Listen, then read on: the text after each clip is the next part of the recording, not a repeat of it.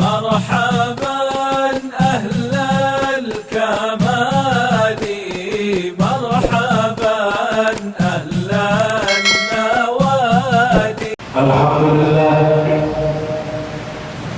الحمد لله رب العالمين، نستعين ونستغفره ونعوذ بالله من شرور أنفسنا ومن سيئات أعمالنا. من يهد الله فلا مضل له ومن يضلله فلا هادي له. أشهد أن لا إله إلا الله وحده لا شريك له، وأشهد أن سيدنا محمدا عبده ورسوله.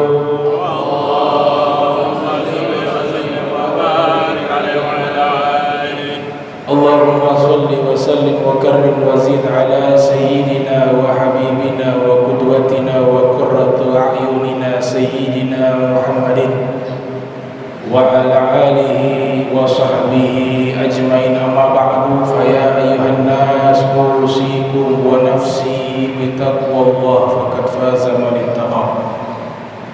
سبحانك لا علم لنا إلا ما علمتنا، إنك أنت العليم الحكيم. ربي اشرح لي صدري ويسر أمري واحلل عقدة من لساني يفقهوا قولي، واحلل لساني واهد قلبي بحق سيدنا محمد صلى الله عليه وآله وبارك وسلم. Ma'asyiral muslimin rahimakumullah.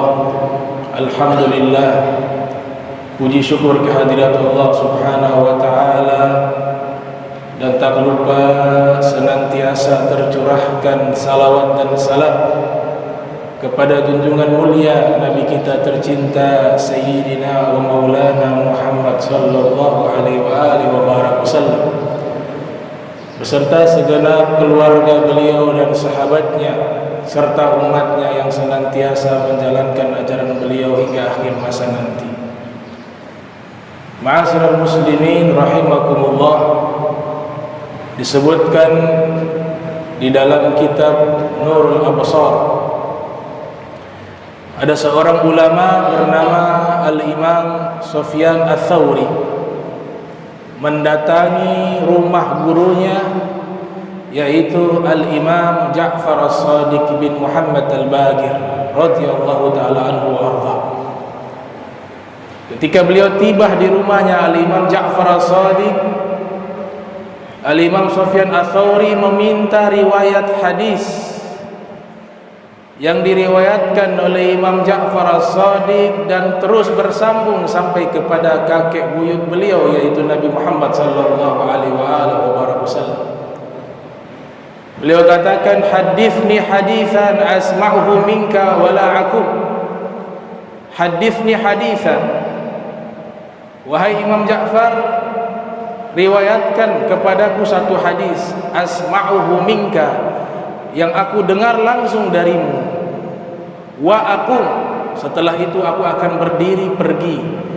Cukup aku mendapatkan riwayat hadis yang bersambung sanadnya dari engkau, terus bersambung sampai kepada Nabi Muhammad sallallahu alaihi wasallam.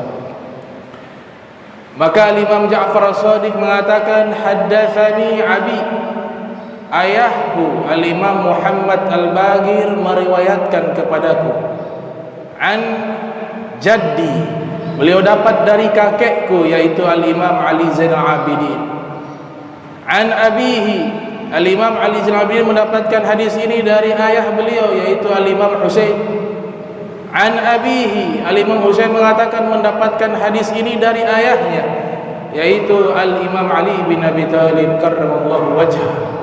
Kemudian Imam Ali mengatakan, haddatsani habibi wa qurratu a'yun, telah meriwayatkan hadis ini yaitu kekasihku, penyejuk hatiku, yaitu Nabi Muhammad sallallahu alaihi wasallam. Nabi bersabda,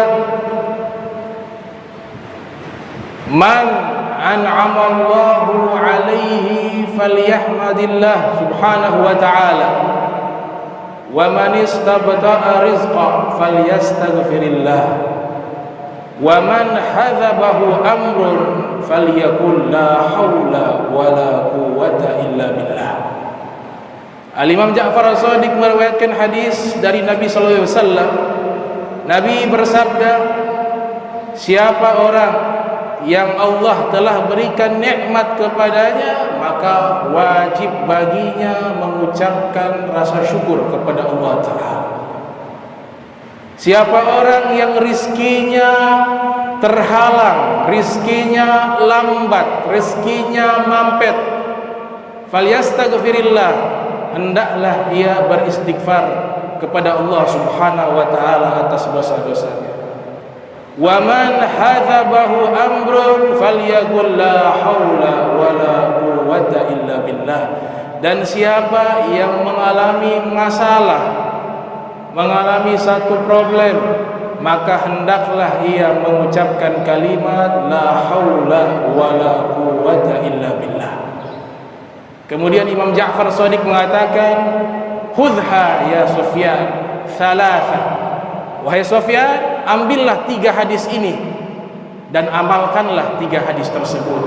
Maka Sayyidina Sufyan Ats-Tsauri pun pergi dari rumah Imam Ja'far Shadiq mendapatkan untayan ilmu yang bersambung kepada sumber ilmu, yaitu Nabi Muhammad sallallahu alaihi wasallam. Hadis yang pertama yang Nabi nyatakan, man an'ama Allahu alaihi falyahmadillah. Siapa orang yang Allah telah berikan nikmat, wajib baginya bersyukur kepada Allah. Syukur bukan hanya sekedar mengucapkan dengan lisan, tapi syukur yang sempurna ada 4. Apabila 4 hal ini kita telah lakukan, maka kita telah benar-benar bersyukur kepada Allah Subhanahu wa Ta'ala. Namun jika 4 hal ini tidak kita lakukan, maka kita termasuk orang-orang yang kufur terhadap nikmatnya Allah Subhanahu wa Ta'ala. Na'udzubillahi min dzalik. Syukur yang pertama dengan amal soleh, yaitu setiap nikmat yang Allah berikan kepada kita, kita gunakan nikmat tersebut untuk melakukan amal-amal baik, melakukan ketaatan, melakukan ibadah kepada Allah Ta'ala. Oleh sebab itu Allah Ta'ala berfirman di dalam Al-Quran, i'malu ala Daud syukra. Beramallah wahai keluarga Daud sebagai bentuk syukur. Allah sebutkan beramal sebagai bentuk syukur. Diperintahkan syukur dengan amal, dengan ibadah, dengan ketaatan kepada Allah Subhanahu wa Ta'ala. Wa qalilun min ibadi syakur, Allah nyatakan, dan sedikit dari golongan hamba-hambaku mereka bersyukur kepadaku, kata Allah Subhanahu wa Ta'ala. Sedikit. Disebutkan dalam hadis yang diriwayatkan oleh Al-Imam Bukhari di dalam sahihnya dari Sayyidatuna Aisyah. Aisyah mengatakan radhiyallahu ta'ala anha wa ardaha, ketika menjelaskan aktivitas malam harinya Nabi Muhammad sallallahu alaihi wasallam, beliau ceritakan, kana Rasulullah sallallahu alaihi wasallam yaqumu minal laili hatta tatafattara qadamah. Rasul sallallahu alaihi wasallam kebiasaan beliau di malam hari, beliau sholat malam tanpa henti hingga kedua kaki beliau, telapak kaki beliau bengkak karena begitu banyaknya ibadah kepada Allah Subhanahu wa Ta'ala. Sayyidatuna Aisyah mengatakan, ya Rasulullah, lima fa'alta hadha wa qad ghafara Allahu laka ma taqaddama min dzambika wa ma ta'akhkhar. Wahai Rasulullah, kenapa engkau ibadah sangat luar biasa? Engkau ibadah sehingga kaki engkau bengkak karena begitu kerasnya ibadah yang engkau lakukan. Bukankah Allah telah mengampuni seluruh dosamu yang lalu ataupun yang akan datang? Padahal Nabi tidak punya dosa, tapi ayat ini mentahqiq dan mentaukid, menegaskan bahwa Rasul sallallahu alaihi wasallam sejak awal sampai meninggal dunia beliau suci daripada dosa dan kesalahan. Apa jawaban Nabi Muhammad sallallahu alaihi wasallam? Padahal kalau sudah dijamin surga, harusnya tingkat ibadah lebih ringan. Tapi sebaliknya Nabi SAW yang sudah dijamin surga, tingkat ibadahnya paling hebat, paling kuat, paling keras. Nabi katakan, afala akun abdan syakura, apakah salah saya menjadi hamba Allah yang pandai bersyukur kepada Allah Ta'ala. Coba perhatikan cara bersyukurnya Nabi, dengan beliau sholat hingga kaki beliau bengkak. Jadi syukur yang pertama dengan amal soleh, dengan bukti nyata melalui ibadah, perbuatan baik, al-akhlakul karimah, akhlak yang mulia.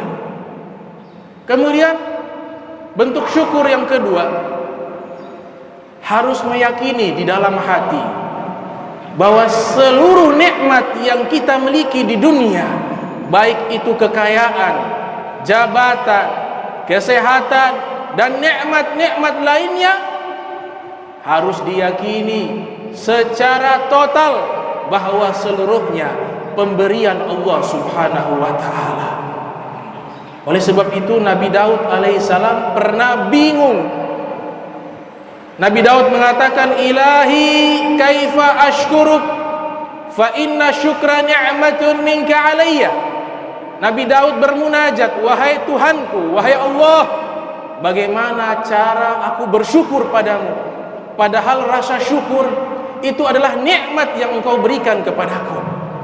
Maka Allah Ta'ala berfirman, al-an syakartani ya Daud, engkau telah yakini dalam hati seluruh nikmat dariku, maka saat ini engkau telah bersyukur kepadaku, kata Allah Subhanahu wa ta'ala. Yakini bahwa seluruh nikmat yang kita miliki, yang kecil ataupun yang besar, seluruhnya adalah besar di sisi Allah. Maka seluruhnya dari Allah Subhanahu wa ta'ala, bukan dari usaha kekuatan diri kita sendiri. Kemudian bentuk syukur yang ketiga, setelah kita amalkan dengan amal ibadah, kemudian yang kedua kita yakini bahwa seluruh nikmat yang Allah berikan berasal dari Allah, maka yang ketiga kita ucapkan syukur tersebut dengan lisan, dengan kalimat alhamdulillahirabbil alamin. Rasul sallallahu alaihi wasallam sebagaimana beliau mengatakan, afala akun abdan syakura, apakah salah saya menjadi hamba yang pandai bersyukur kepada Allah Subhanahu wa ta'ala. Beliau sejak kecil sampai wafat, setiap kali makan, minum, tidak pernah beliau lupakan mengucapkan kalimat syukur kepada Allah, alhamdulillahirabbil alamin. Setiap kali makan beliau membaca nama Allah, bismillahirrahmanirrahim. Selesai makan beliau mengucapkan alhamdulillahirabbil alamin. Itu sejak kecilnya Nabi Muhammad sallallahu alaihi wasallam, sebagaimana yang dijelaskan oleh Al-Imam Alusi Al-Baghdadi dalam tafsirnya Ruhul Ma'ani fi tafsir Quran Azim wa Sabil Masani.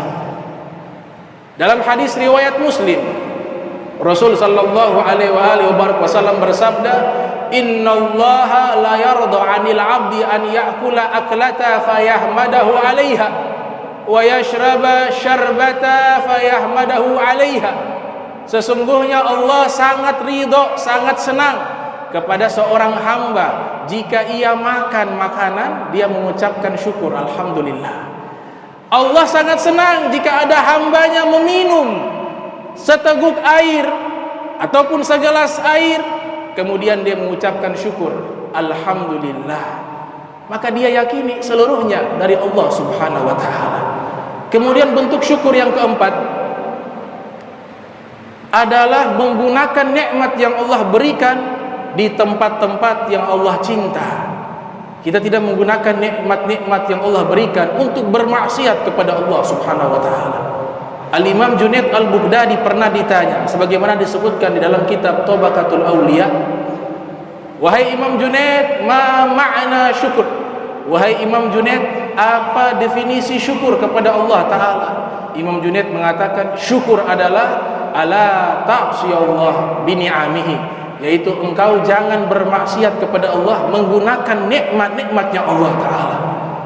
Dan ketahuilah, seluruh yang kita miliki adalah nikmatnya Allah Ta'ala, maka tidak ada alasan dengan sengaja melakukan kemaksiatan kepada Allah Subhanahu wa Ta'ala. Al-Imam Al-Kutub Al-Habib Abdullah bin Alwi bin Muhammad Al-Haddad, beliau mengatakan makna daripada syukur adalah an yasta'ina ni'amallahi ta'ala ala ta'atih wa yada'aha fi mawadhiha allati yuhibbuha Allah, wa dhalika huwa haqiqatul syukr wa ghayatuh wa huwa ghayatul syukri wa nihayatuh. Imam Haddad mengatakan makna syukur yang sesungguhnya yaitu engkau menggunakan seluruh nikmat yang Allah berikan untuk membantu dirimu taat kepada Allah Ta'ala, dan engkau letakkan seluruh nikmat-nikmat yang Allah berikan di tempat-tempat yang Allah cintai, maka itulah puncak daripada rasa syukur dan akhir daripada rasa syukur kepada Allah Subhanahu wa Ta'ala. Kemudian hadis yang kedua, Rasul sallallahu alaihi wasallam bersabda, man istabata'a rizqa falyastaghfirillah.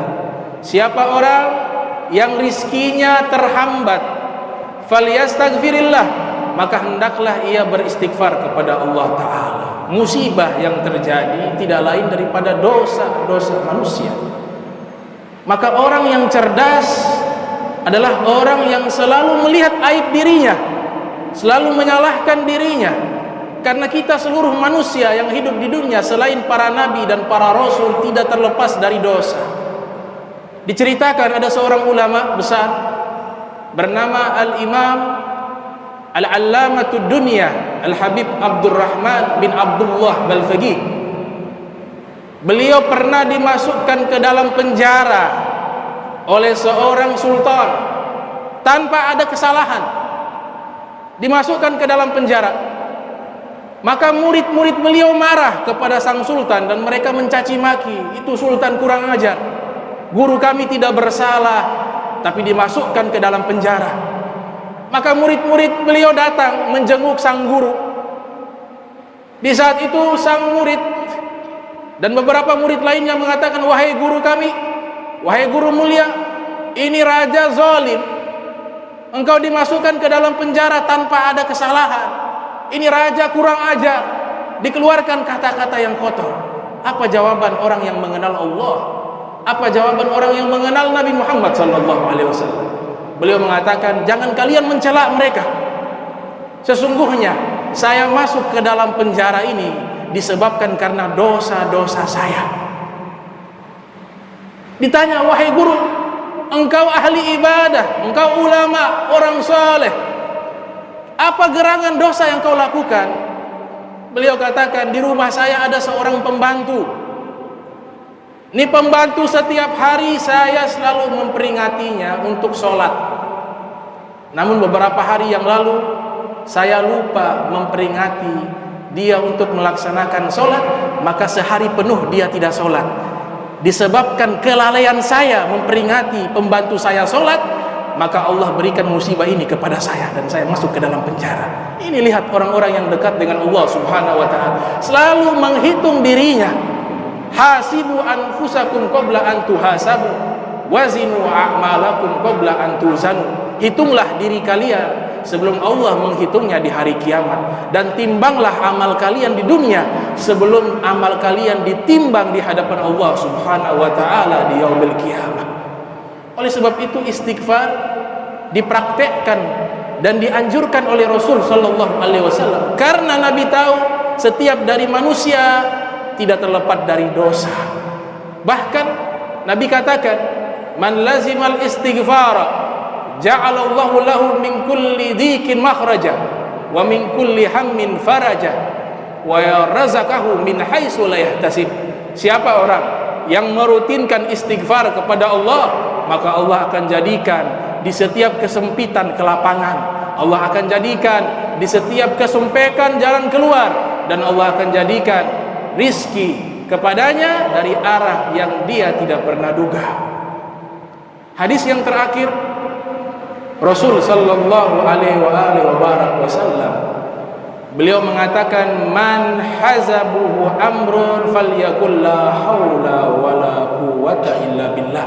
Siapa yang mengalami masalah, hendaklah ia membaca la haula wala quwwata illa billah. Ini kalimat adalah harta simpanan yang ada dalam surga. Sehingga kita tahu khuliqal insanu dha'ifa, diciptakan manusia lemah. Yang kuat Allah, ya qawiyu ya matin, yang maha kuat, yang maha kokoh Allah.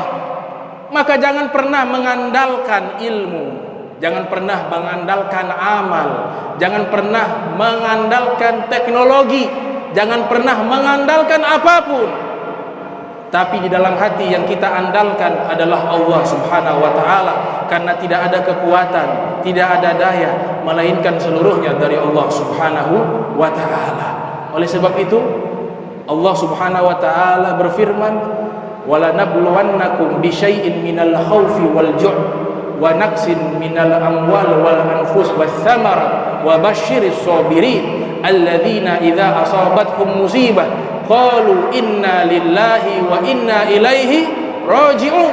Kami akan uji kalian, menggunakan lam taukid, pasti orang-orang yang hidup di dunia kami akan uji dari berbagai aspek. Rasa takut saat ini kita alami, rasa takut terhadap virus, kemudian lapar, kemudian kehilangan harta, kehilangan orang yang kita cintai meninggal dunia, kemudian gagal panen. Tapi Allah nyatakan, wa basyiris sabirin. Wahai Rasulullah, kasih kabar gembira kepada orang-orang yang sabar. Apa orang-orang yang sabar? Alladzina idza asabathum musibah qalu inna lillahi wa inna ilaihi raji'un. Jika terdapat musibah menimpa mereka, yang mereka ingat Allah, mereka makin taat, mereka makin takut melakukan dosa, mereka di malam hari meneteskan air mata, mereka di setiap harinya membaca Al-Quran, mereka di setiap harinya mendekat kepada Allah. Mereka itulah orang-orang yang mendapatkan kabar gembira dari Allah Subhanahu wa ta'ala. Barakallahu li wa lakum fil Qur'anil Karim wa nafa'ani wa iyyakum ma fihi minal ayati wa dzikril hakim. Wa taqabbal minni wa minkum tilawatahu innahu huwas samiul alim. Aqulu qawli hadza wa astaghfiru wa lakum wa lisa'il muslimin wal muslimat wal mu'minin wal mu'minat al ahya minhum wal amwat fastaghfiruhu innahu huwa ghafurur rahim.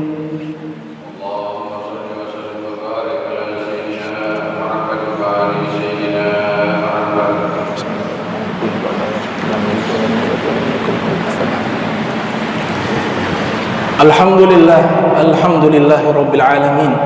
Allahumma salli wa sallim ala sayyidina Muhammadin wa ala alihi wa sahbihi ajmain. Amma ba'du, fa ya ayyuhan nas ittaqullaha wa hadril jum'ah wal jama'ah. Wa qala Allah subhanahu wa ta'ala, ya ayyuhalladzina amanu idza nudiya lis-salati min yawmil jum'ah fas'au ila dzikrillah wa dharul bai'a dzalikum khairul lakum in kuntum ta'lamun. Fa idza qudiyatis salatu fantasiru fil ardi wabtaghu min fadlillah wadhkurullaha katsiran la'allakum tuflihun. Wa'lamu anna Allah ta'ala shalla 'alan nabiyyi qadima. فقال الله سبحانه وتعالى إن الله وملائكته يصلون على النبي يا أيها الذين آمنوا صلوا عليه وسلموا تسليما.